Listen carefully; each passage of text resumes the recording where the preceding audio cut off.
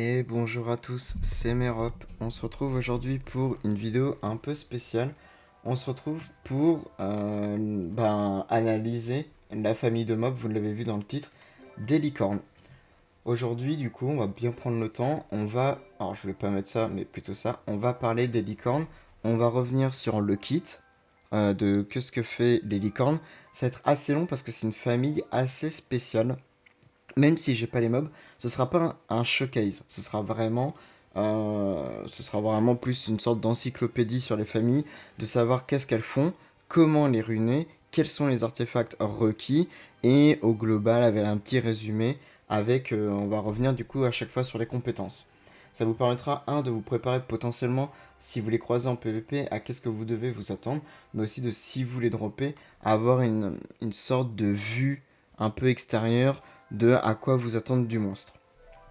C'est évidemment mon avis. Je me suis renseigné là où je pouvais avec les vidéos que j'ai trouvées sur les forums, l'avis des joueurs, de comment généralement les joueurs jouaient les monstres en l'état. Aussi, évidemment, je parle des monstres. On est le 4 mai, ce qui veut dire que si vous regardez cette vidéo, je sais pas, décembre 2024, peut-être que les mobs ont eu des ups ou des nerfs depuis, donc c'est à prendre avec des pincettes parce que là, cette vidéo, je vais pas la faire plusieurs fois dans l'année, évidemment, c'est que pour cette fois-ci, donc faut bien que vous compreniez ceci. Après, s'il y a des buffs, des nerfs, que à la fin je finis par obtenir certains mobs ou autres, évidemment, de toute façon, je ferai des showcases. Mais là, pour cette fois-ci, je vais juste expliquer ce que font les familles. On va commencer du coup avec Elena, qui est donc le poney feu, tout simplement. Tous les poneys sont tanks en rôle de base. Et il y a il y a un petit truc qui... La famille a vraiment une mécanique particulière à elle, qu'on va voir tout de suite après. On va commencer avec le skin 1, rien de fou, 200% de l'attaque. Bon bah voilà, c'est une auto-attaque basique, j'ai envie de dire. Jusque là, rien à dire. On va passer directement sur le skill 3. Pour le skill 3, en gros, qu'est-ce que ça fait? Elle applique un shield en AOE autour d'elle, et si les alliés ont 30% de leur PV ou moins, elle met un heal overtime, donc un soin continu. Voilà, il n'y a rien d'extraordinaire. C'est 3 de mana, c'est un petit shield. Donc voilà, ça c'est ce qu'elle fait en forme poney. Elle a un passif aussi. En gros, le passif c'est un peu le bordel. Déjà, à chaque fois qu'un shield est brisé par la compétence d'un monstre ou d'un joueur adverse, vous gagnez 5% de jauge d'ultime. Ça reste un bon passif parce que, mine de rien, sur le terrain, comme elle shield toute seule, ça apporte de l'ulti en plus, sachant que en PvP, l'ulti c'est très important, c'est extrêmement fort, donc c'est à ne pas sous-estimer. Pour ce qui est de la première partie du passif, en gros, le monstre que l'ennemi va jouer, c'est un passif fait pour le PvP, hein. Quand le monstre que l'ennemi va jouer, donc avec AE, son monstre lié, en fait, s'il reçoit un effet bénéfique, tout simplement, vous réduisez le cooldown de votre invocateur de 10%. C'est-à-dire, admettons que vous avez la licorne feu, vous jouez contre moi, et là il y a mon argent. Mon argent, il reçoit le buff def de mon Ariel. Bah, en gros, vous allez recevoir du coup 10% de CD en moins sur vos compétences d'invocateur.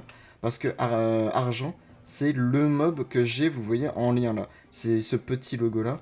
Donc voilà, c'est de ça que ça parle. C'est très précis comme passif. Honnêtement, c'est un petit peu bizarre, mais voilà. Maintenant, on va passer sur le skill 2. J'en parle à la fin maintenant parce que c'est la métamorphose. Toutes les licornes peuvent se métamorphoser en forme humaine. Et en gros, qu'est-ce que ça fait du coup ce skin? Elle se transforme en forme humaine. Quand elle se transforme en forme humaine, pour toute une licorne, c'est la même chose.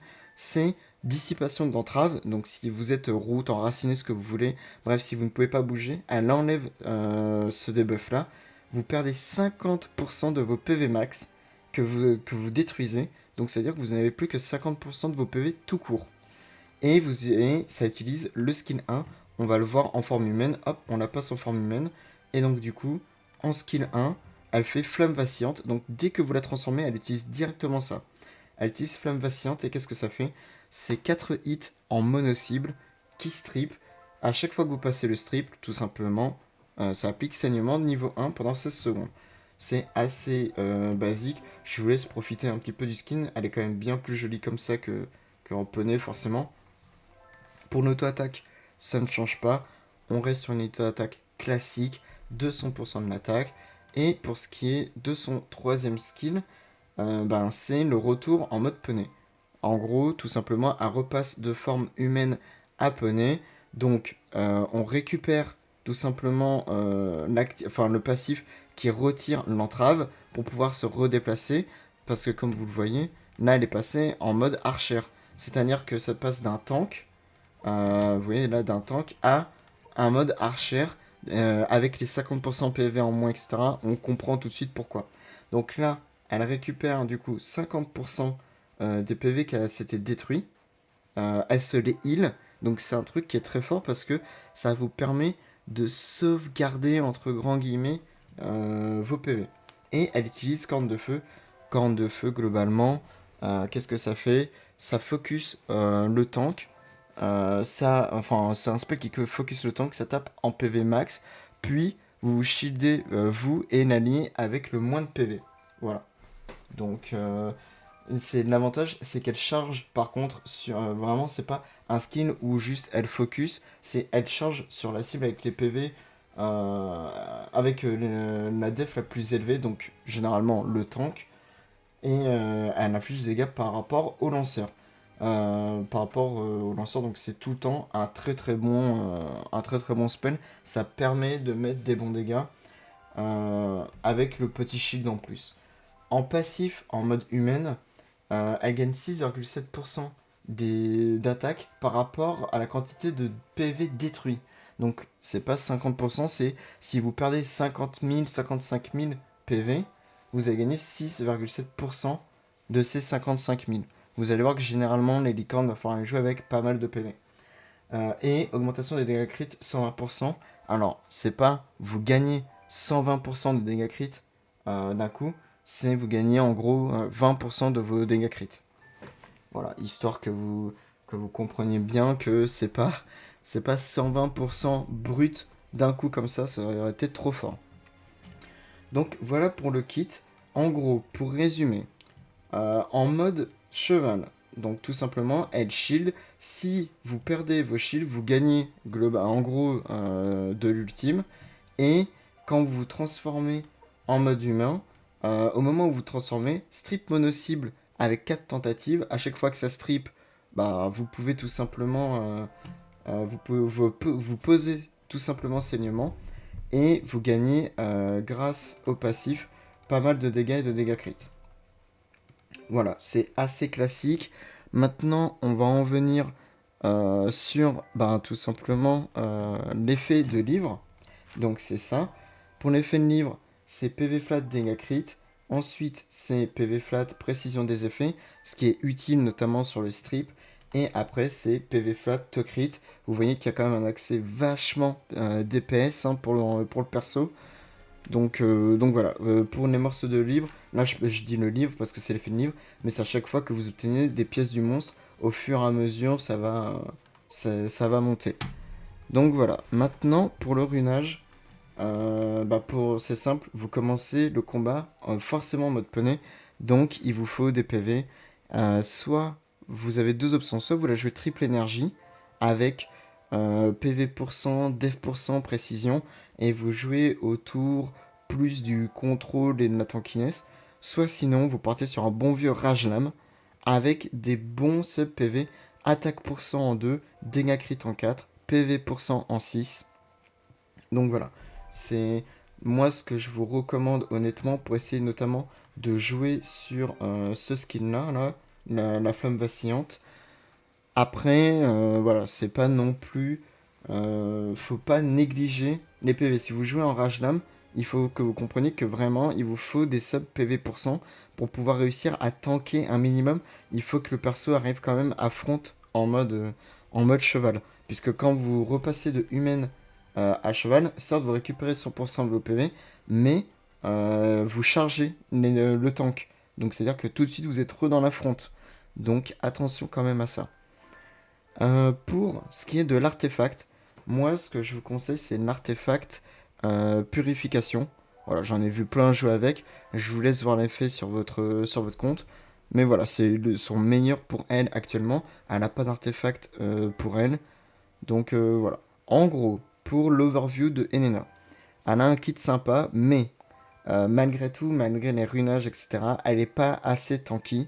Le strip, mine de rien, n'est pas fiable. Vous pouvez voir, hein, le ratio, c'est 62%. C'est pas assez. Et le ratio de dégâts, c'est trop faible.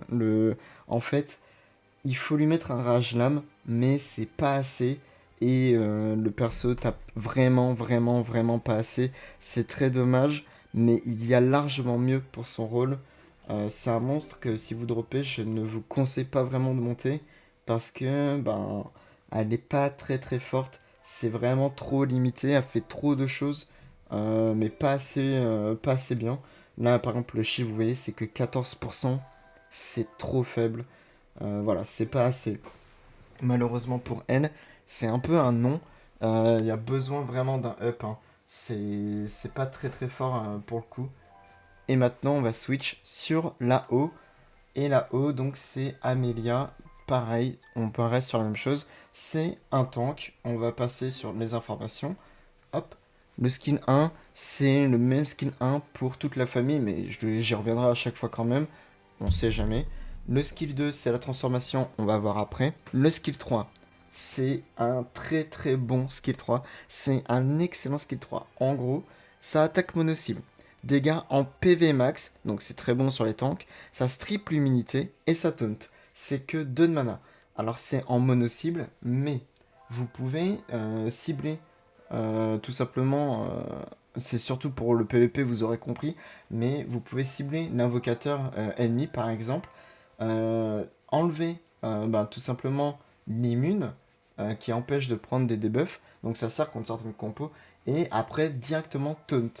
C'est un excellent sort pour 2 de mana et seulement 14 secondes de cooldown. C'est un très très bon sort. Il n'y a rien à dire là-dessus. Pour le passif, je vais faire assez simple.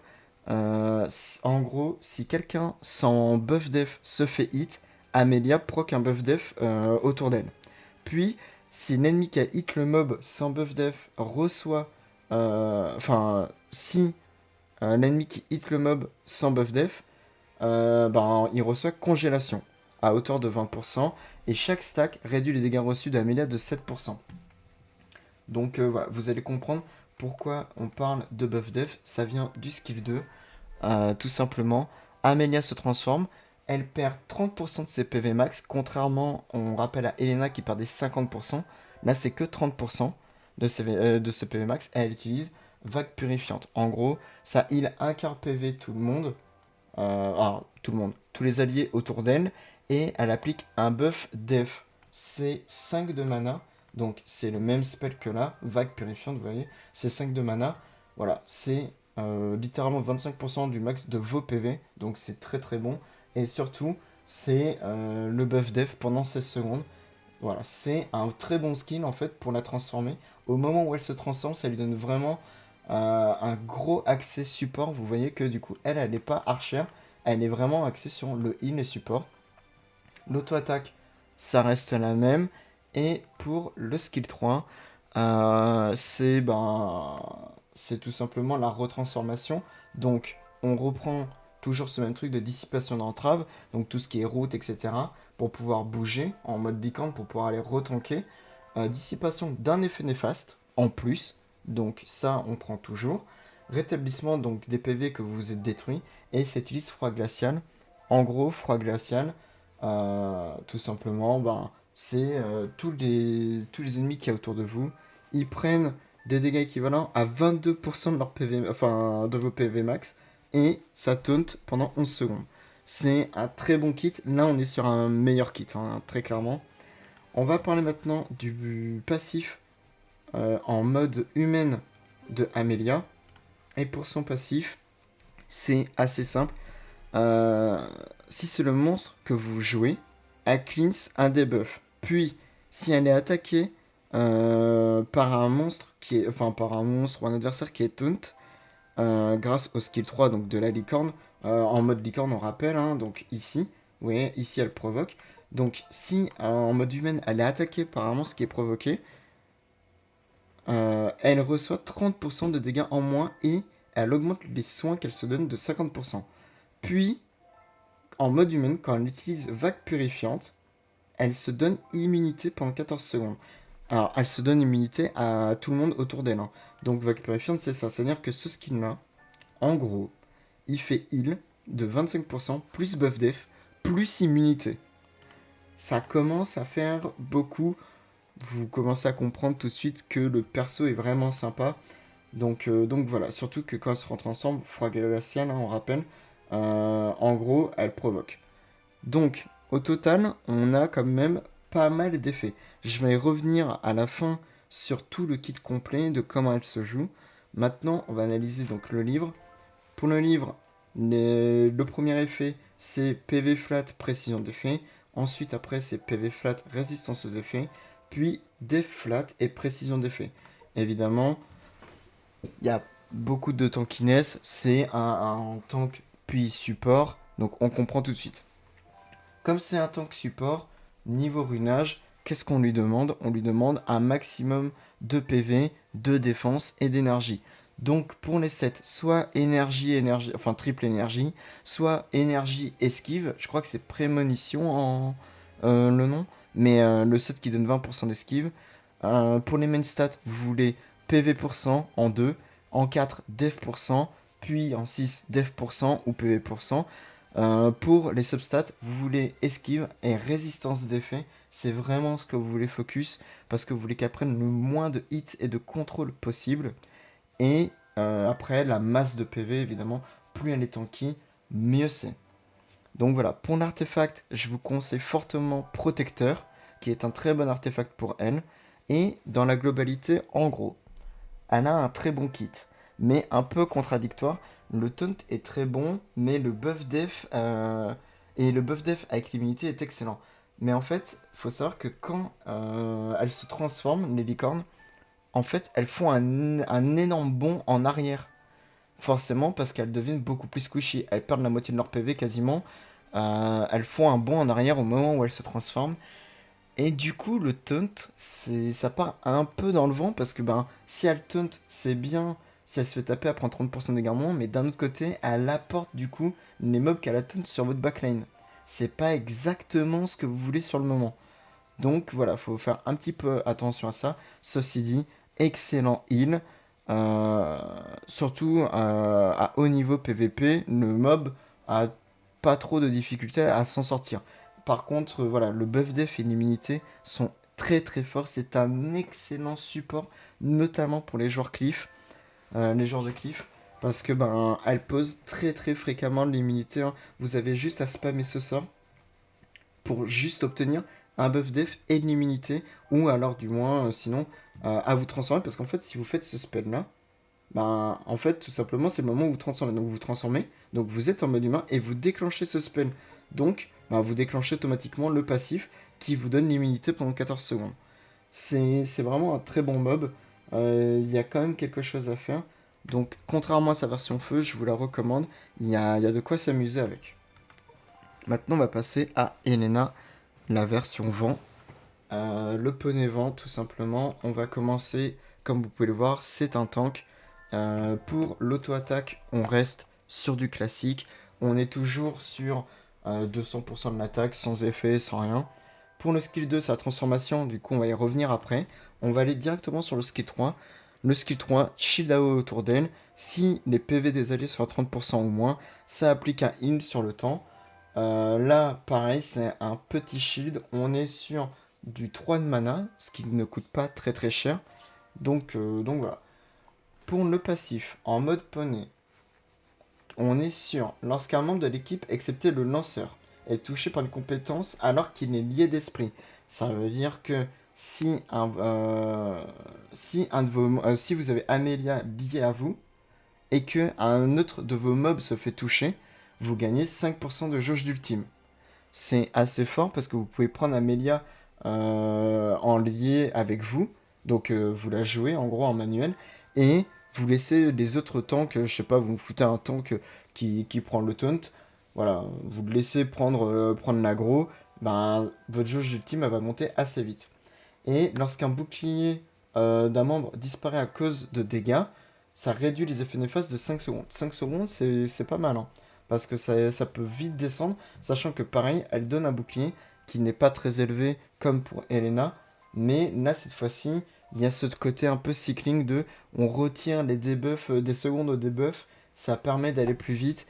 Donc voilà, il faut faire attention. Par contre, je le dis maintenant sur la famille de monstres, enfin sur la famille de poney, c'est extrêmement vulnérable aux oblivions. Parce que si vous faites cancel vos passifs, c'est pas du tout la même game, quoi.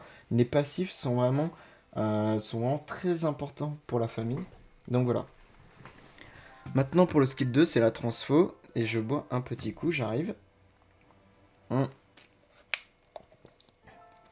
Contrairement à Amelia, mais tout comme Elena, elle détruit 50% de ses PV. Il y a la dissipation évidemment de l'entrave. Ça, c'est propre à toutes.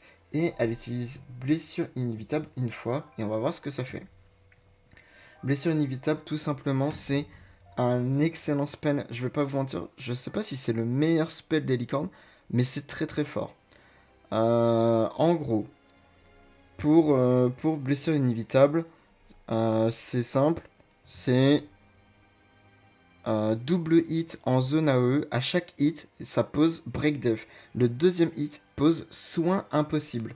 C'est 82%, mais le soin impossible, c'est vraiment vraiment fort. C'est que 2 hits, donc faut pouvoir le passer. Mais voilà, double Break Death plus soin impossible, c'est un très très bon sort en AOE. Je vais pas vous mentir, ça vend un peu du rêve. Pour le passif, c'est comme pour la feu, tout simplement par rapport au PV que vous avez perdu, vous gagnez de l'attaque et augmentation de dégâts crit. Et maintenant pour l'actif, la retransfo tout simplement. En gros, vous redissipez l'entrave si jamais vous en avez. Ça vous cleanse en plus un effet néfaste. Vous récupérez évidemment vos PV et ça vous fait corne foudroyant. Vous chargez la cible ayant le plus de def, vous faites des dégâts proportionnellement au PV du max du lanceur, et ensuite vous appliquez un bouclier, mais pas à tout le monde, un bouclier que à vous et à l'allié qui a le moins de PV. Donc voilà, c'est un peu spécial, mais en gros, Diana, voilà, tout compense par blessure inévitable qui est un excellent sort. Pour le runage, là ça paraît clair. Honnêtement, ce qu'on veut, c'est profiter un maximum de blessures inévitables. Donc, rage lame, attaque pour cent, dégâts crit et en 6 PV pour cent. On fait pas de l'attaque pour cent, dégâts crit, attaque pour cent parce que faut quand même que les mobs tankent un minimum, hein. Vous voyez que ça sacrifie beaucoup de PV. Le but, c'est de cogner fort et avec le skill en mode humain, sous break def, de pouvoir caler de grosses patates. Vous pouvez tanker quand même un minimum, mine de rien, avec son shield ici. Ça vous permet d'avoir un peu de sustain. On prend toujours. Pour l'artefact, moi je vous conseille Purification. C'est techniquement son meilleur pour elle. Et dans la globalité, Diana est sympa. C'est surtout les dégâts qu'elle fait sont énormes. Le Break Death aide beaucoup, mais surtout l'anti-heal en PvP, c'est très très fort. Ça a beaucoup de valeur, hein. Son skill 2 là, j'insiste, mais c'est très très puissant. C'est un très très bon skill. Donc, euh, donc voilà. On veut vraiment privilégier au maximum les dégâts. Juste faites attention, les PV. Si vous pensez que 60 000 PV c'est bon, c'est large, non. Il faut, je pense, 80 000, 90 000 PV au minimum sur toutes les licornes. Donc voilà.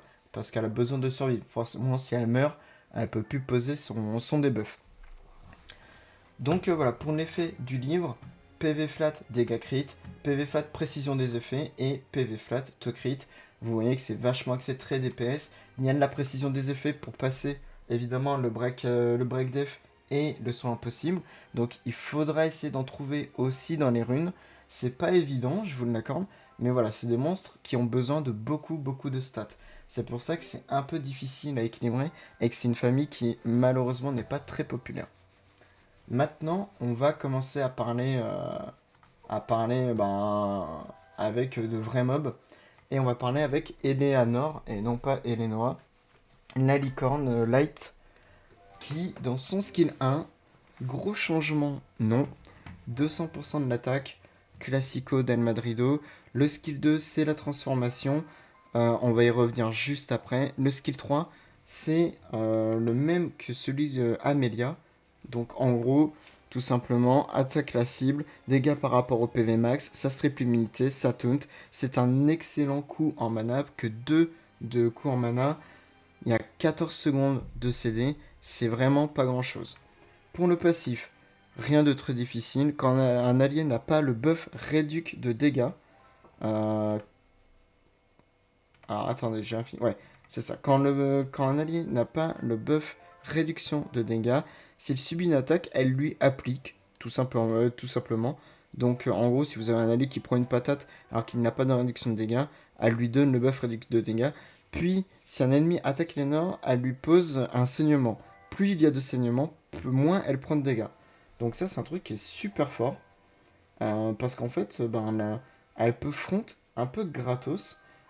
Vous voyez qu'elle réduit de 7% par niveau de saignement et vous avez 20% de chance de poser le saignement à chaque fois que vous vous faites attaquer.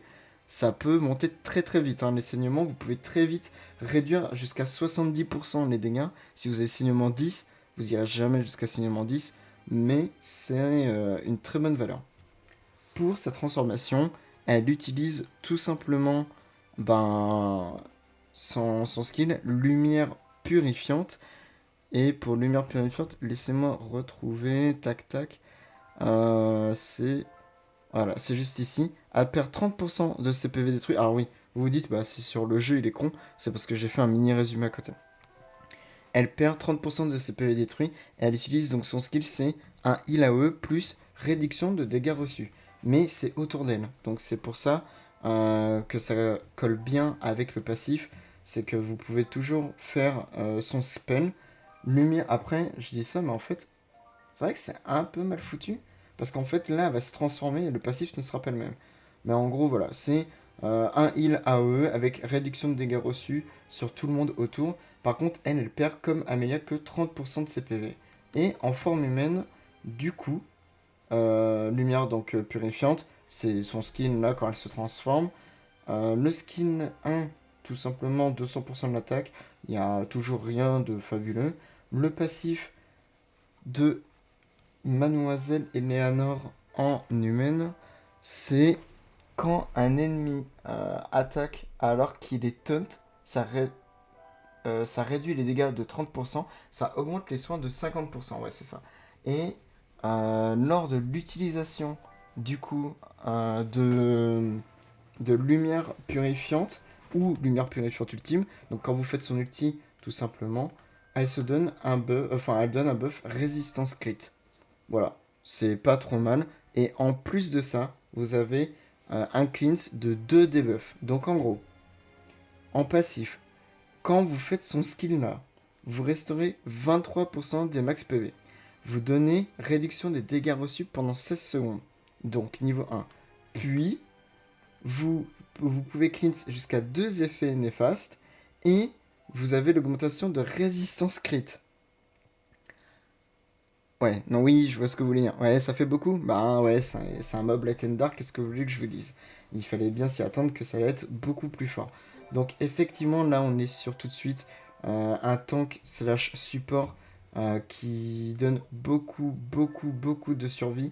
Entre forcément ce skin-là qui permet de taunt et mine de rien de faire des petits dégâts et en forme humaine de donner des buffs. En fait, ce que vous pouvez faire, c'est que vous pouvez vraiment faire ce spell-là, vous dire, ok, maintenant que j'ai donné ce spell-là, ou faire en mode ulti, de dire, maintenant je me retransforme pour profiter du passif, tout simplement, qui peut redonner les dégâts reçus. Voilà, si jamais votre backline ne l'a pas reçu, etc. Donc c'est quand même un très très bon buff. Elle a beaucoup beaucoup de potentiel. Pour le livre, on est sur du El Clasico, j'ai envie de dire, Del Madrido. PV flat, précision des effets. Alors, même si, là, hormis pour le taunt, c'est pas très utile la précision des effets, mais bon. Là, résistance aux effets PV flat, évidemment, c'est bien plus intéressant. Et précision des effets et des flats. Pour le runage, bah, c'est pas très difficile, c'est un tank healer, donc full énergie ou énergie double esquive, double énergie esquive. Vous voulez rush au maximum les PV avec un maximum d'esquive et de résistance d'effet. Un peu de précision pour le taunt, le reste elle le fera tout seul. Pour les main stats en 2, 4, 6 pour les runes PV%, Dev%, Dev%, PV%, PV%, Dev%, c'est à vous de voir, vous jouer, hein, vous jongler par rapport à ce dont vous avez besoin avec vos substats. Pour l'artefact, pour le coup, son meilleur à elle, ce sera l'artefact soin. Donc voilà, pareil, je vous laisse regarder. Parce que j'ai pas envie à chaque fois de back et tout, ça va être un petit peu chiant. Mais artefact soin pour elle, c'est le mieux. Après, vous pouvez lui foutre un truc comme protecteur. C'est pas bien grave, c'est juste que soin, elle en profitera bien mieux. Donc c'est pour ça. En somme, Eleanor est un très bon monstre. Elle a pas mal de potentiel, mais certains ratios restent légers. C'est vrai que c'est pas du 100% partout, donc voilà.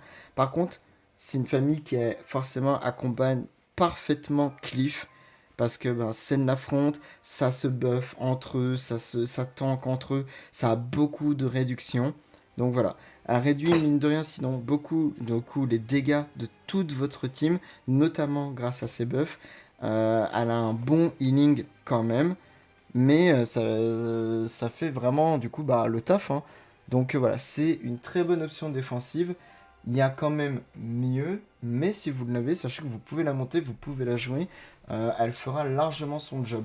Elle est plus forte forcément en mode humaine, mais son mode poney est quand même très utile, notamment pour sa corne sacrée, hein, qui coûte que dalle, qui provoque à 100%, qui fait des bons dégâts. Donc voilà. En gros, vous passez en forme humaine, vous posez le buff, vous repassez tout de suite après en mode cheval et vous spammez ce spell, ça fera le taf. N'oubliez pas quand même que vous pouvez, sinon, si vous la jouez pas, juste switch dessus pour ulti, pour profiter un maximum de son ulti qui restaure, vous voyez, niveau 3 de réduction de dégâts reçus. Bon, en gros, c'est ce spell, hein, mais en amélioré, c'est le cas pour tous les mobs du jeu, vous inquiétez pas. Mais vous voyez que là, tout de suite, ça fait un gros heal avec beaucoup de dégâts reçus en moins.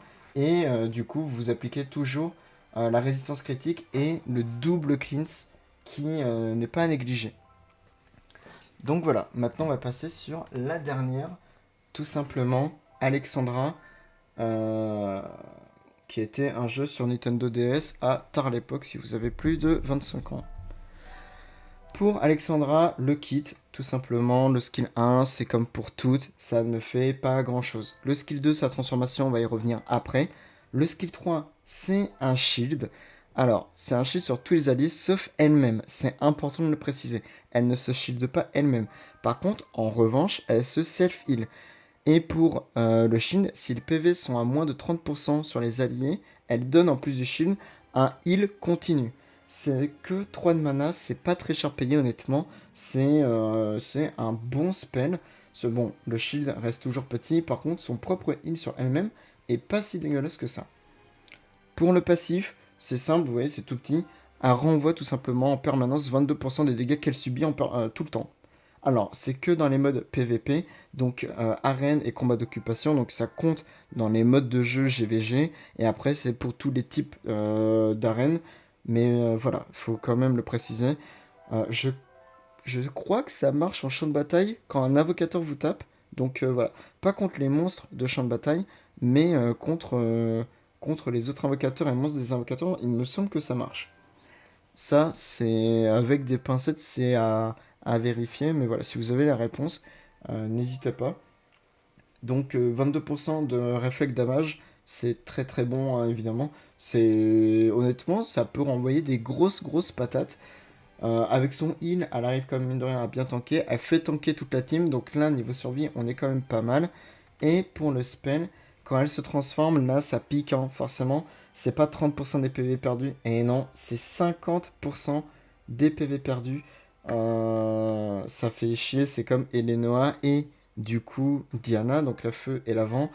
50% et elle utilise éclat lunaire. Éclat lunaire, on va voir tout de suite ce que ça fait. Quand elle se transforme, elle active l'un des meilleurs sorts à mes yeux du jeu. Elle active donc une AOE qui dissipe deux effets bénéfiques, mais le blocage de dissipation d'effets néfastes, c'est-à-dire que l'ennemi ne peut pas se cleanse les debuffs. Et le ratio il est de 627%. C'est un double hit, c'est très très très très fort.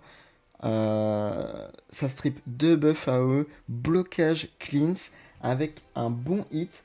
Là, on est très content, hein. Le spell est très très fort. Pour l'auto-attaque, ça reste la même chose que toutes les autres, vous l'aurez compris. Et pour son passif, c'est comme pour l'avant et pour la feu, augmentation de l'attaque plus augmentation des dégâts crit. Pour quand elle se retransforme en licorne? Dissipation d'entrave, évidemment. Dissipation d'un effet néfaste en plus de l'entrave. Donc c'est pas mal, ça peut techniquement vous cleanser 2 debuffs. Ça peut être utile. Elle récupère donc les PV qu'elle s'est autodétruite. Elle utilise Corne des Ténèbres. Donc pour la Corne des Ténèbres, c'est tout simplement des dégâts équivalents au PV max sur la cible qui a le plus de def. Donc c'est comme pour les autres, hein, tout simplement, elle charge sur le tank et après elle applique un bouclier plus soin continu. Donc voilà pour le kit. Donc après elle revient avec, en gros sur le tank, avec ses réflexes damage, elle repose le shield, elle peut se re-heal derrière, etc. Pour Alexandra, pardon, excusez-moi, les effets du livre, du coup, on est sur PV dégâts crit, PV précision d'effet pour passer le strip évidemment, et PV to crit, on est quand même sur un mob axé d'épaisse, vous le voyez, hein, le petit logo de mage. Pour ce spell là, vraiment, ce qu'on veut c'est arracher des mers. Pour l'orinage, du coup, ça me paraît téléphoné. Un bon rage lame des familles. Forcez pas trop sur les dégâts crit, hein. Maximum 200%, ça suffit. Parce que passivement, il s'en donne en fait. Donc, il n'y a pas besoin de plus forcer que ça. Vous avez quand même besoin d'une bonne précision. Parce qu'il faut pouvoir passer le strip, hein. Là, c'est quand même la base du kit, mine de rien. Et il faut que vous ayez quand même les PV et la def pour pouvoir tanker en mode licorne, ne pas mourir quand vous passez aussi, mine de rien, en mode humain, hein. Vous perdez quand même 50% du max de... Enfin, vous perdez 50% max PV, donc c'est quand même beaucoup. Alors si jamais, c'est vrai que je l'ai pas précisé, mais si vous avez 20% de vos PV, en fait, c'est pas grave en mode licorne, si vous vous transformez, c'est juste le max de vos PV qui descend de 50%. C'est pas votre vie actuelle, hein. C'est bien le max PV. Donc voilà, c'est une bonne précision quand même à donner. Pour les runes en 2, 4, 6, attaque pour cent, dégâts crit, et après def pour cent ou PV pour cent. Comme d'hab, ça dépend de vos subs. Ce que vous cherchez en sub, c'est to crit, dégâts crit, PV pour cent. Vous pouvez combler l'attaque pour cent avec le passif, donc voilà. Pour l'artefact, on prendra l'artefact protecteur pour Alexandra. Et pour l'overview, on va dire, du personnage, son skill 1 à Alexandra est complètement OP. De ce que j'ai vu des vidéos, etc., c'est monstrueux. Ça fait des énormes trous. C'est très très très très fort. C'est un monstre qui est assez bizarre à jouer parce qu'en gros, c'est un monstre que vous allez jouer vous-même. Vous n'allez pas la laisser en auto derrière. Ce que vous allez faire en fait, c'est vous allez spam son skill 1 en Soul Link. Et quand vous aurez pu son skill 1, en fait, vous allez la switch et vous allez la laisser faire. Donc son skill 2, sa retransformation, tout simplement en auto. Parce que vous avez pas envie, en fait, vous avez vraiment envie d'abuser de ce spell-là, mais vous n'avez pas envie de claquer ce spell-là. C'est pas du tout le projet. Ce que vous voulez, c'est vraiment tout dépenser. Donc vous faites 2 ou 3 fois son spell, puis une fois que c'est passé, que vous avez plus la mana, vous switchez. Elle dégage en fond, elle va se retransformer en cooldown toute seule, et donc du coup, comme elle va se retransformer, forcément, elle va appliquer son bouclier, re-arriver avec les dégâts, et quand elle se retransforme toute seule, en fait, en mode humaine, vous la reprenez à la main, vous respammez, et vous enchaînez. C'est un peu comme ça qu'Alexandra fonctionne, tout simplement. Par contre, elle remplit vraiment très très bien les deux rôles. C'est assez rare, honnêtement, qu'un mob puisse faire très bien deux choses, mais c'est du coup un très bon tank. Alors attention, elle se self-heal, elle ne fait pas du shield sur elle-même, mais sauf quand elle passe de humaine à poney, mais ça peut descendre très vite. Son heal vraiment n'est pas négligé, ça peut paraître faible, mais ça ne l'est pas tant que ça. C'est un monstre qui est très polyvalent, qui est très très bon. Voilà, si vous avez besoin, en fait, si vous avez déjà un tank dans votre team et que vous savez pas trop quoi foutre, que vous avez déjà des DPS, vous avez besoin d'un petit peu de tout, elle est parfaite pour le rôle. En plus, elle strip, elle est dark, donc pas de désavantage élémentaire. Donc voilà. Si je dois donner des notes sur 10 au mob, malheureusement, Elena, on va les mettre en forme humaine, elles sont un peu plus jolies. Elena, c'est un 4 sur 10, des ratios trop faibles, l'élément pas si avantageux que ça, mine de rien, dans la méta ou même tout court. Le strip qui n'est vraiment pas très fiable, comme vous pouvez le voir ici, hein, on est à 62%, contrairement à sa jumelle où c'est 100%, il n'y a pas de pourcent, c'est juste, voilà, ça strip. Donc Elena vraiment très faible, malheureusement, 4 sur 10. Par contre, Amelia, c'est un bon 6 ou 7 sur 10. C'est un très bon monstre support. L'immunité est vraiment intéressante, même dans des contenus PvE. Le buff def, c'est toujours bon à prendre. Il y a du bon heal. Donc voilà, honnêtement, c'est vraiment un bon sort. Enfin, c'est un bon monstre. Diana, je mettrais 5 sur 10. Je la trouve un peu moins forte que Amelia. Ceci dit, très très bon spell de sa part aussi, évidemment, en mode humaine. Donc celui-là, là, ce skin-là fait potentiellement de très très gros dégâts. Donc voilà, un bon 5. Pour Eleanor, ce sera quand même, pour moi, un 5 sur 10. Elle est très très axée PVP. De toute façon, la famille est très axée PVP. Je la trouve un peu moins bien que la O. C'est un avis personnel. Mais en fait, vraiment, l'immunité sur la O, c'est trop excellent pour passer à côté. Donc voilà, ça reste quand même un très bon monstre, hein. Elle permet de vraiment très très bien tanker. Mais je trouve qu'Amelia s'en sort un petit peu mieux. Pas dans la tankiness, mais plus dans le rôle de support, de ce qu'elle peut apporter à l'équipe. Elle comble un peu mieux. Et pour la Dark, Alexandra, c'est vraiment un 7 sur 10, un bon 7-8 sur 10. Parce que défensivement, ça peut avoir des petites lacunes. Mais le skill 1, en celui-là, là, en forme humaine, j'insiste vraiment, mais qu'est-ce que c'est fort. C'est très très puissant comme skill, ne le sous-estimez pas. Et je dis que c'est pas si fou que ça en tankiness, mais mine de rien, le bouclier sur tout le monde fait plaisir, le self-heal aussi, et le passif qui permet de renvoyer les dégâts, c'est pas à négliger. C'est des dégâts gratos, hein, que vous prenez, donc voilà, sur des gros DPS, ça peut faire le job. Voilà, c'est, je pense, la meilleure de la famille. Après, c'est Amelia. Après, évidemment, c'est Eleanor, puis Diana. À mon avis, ça se joue entre les deux. Et malheureusement, Elena en dernière. Voilà, c'est tout pour cette petite vidéo. Merci de l'avoir suivi. 43 minutes. Je vous avais dit que ce serait long. Mais je voulais vraiment faire cette petite review sur les mobs. J'ai demandé tout simplement à un ami qu'est-ce qu'il aimerait voir. Il m'a dit qu'il avait la Lycandar, qu'il n'avait aucune idée de ce qu'il en pensait. J'ai fait le job pour lui.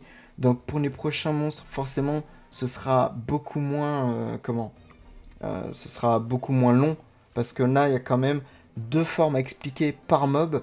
Mais voilà, dites-moi dans les commentaires si vous voulez voir d'autres monstres, s'il y a d'autres monstres qui vous intéressent. Je me ferai un plaisir de les analyser pour vous, de voir ce qu'ils donnent. La prochaine famille que je vais analyser, de toute manière, je vous le dis, honnêtement, avec le runage, tout ce qui s'ensuit, etc., ça va être la nouvelle famille qui vient de sortir. C'est juste que j'attends que les gens fassent des petits tests, etc. Mais voilà.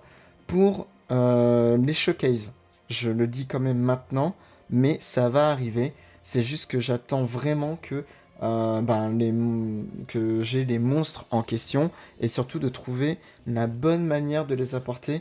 Parce que hormis dans le PVP ou dans du contenu PVE, je vois pas trop...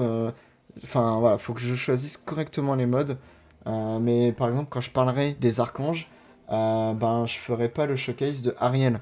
Voilà, Ariel il aura son showcase pour lui-même parce que je veux que ce soit quand même des vidéos assez courtes. Merci d'avoir regardé cette vidéo. Je vous dis du coup à la prochaine. N'hésitez pas à me dire dans les commentaires quelle famille de mobs vous voulez voir. S'il n'y a pas de commentaires sur les familles de monstres que vous souhaitez voir, bah c'est pas grave, écoutez, je choisirai moi-même. Donc voilà, moi c'est tout pour aujourd'hui, je vous laisse là et je vous dis prenez soin de vous, ciao.